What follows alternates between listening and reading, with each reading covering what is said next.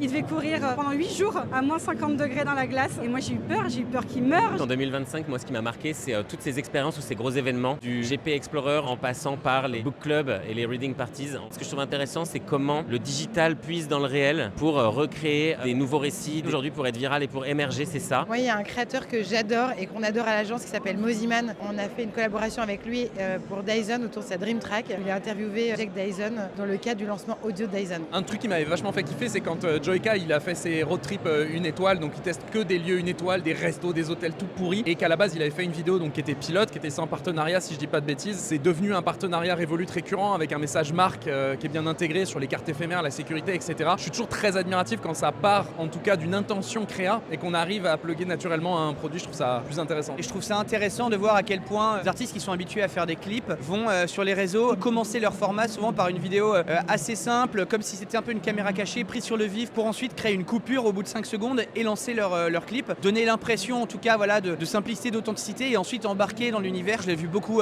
popper en 2025 cette technique en tout cas. Ce que j'ai kiffé, c'est un peu tous les youtubeurs qui se sont vachement exportés sur d'autres projets. Quand tu regardes un peu Kaizen et concepts qu'ont pu faire Michou, qu'ont pu faire Squeezie, la création elle a plus trop de limites aujourd'hui. Ils sont en train de sortir des plateformes par lesquelles en fait ils sont arrivés et moi c'est ça que j'ai assez adoré cette année. J'ai envoyé un influenceur, Mathieu Blanchard, influenceur trail dans le froid à moins 50 degrés. C'est une course où il n'y a que 3% des gens qui réussissent cette course et en plus de la réussir, il l'a gagnée. Je pense que c'est la campagne qui m'a le plus marqué en 2025.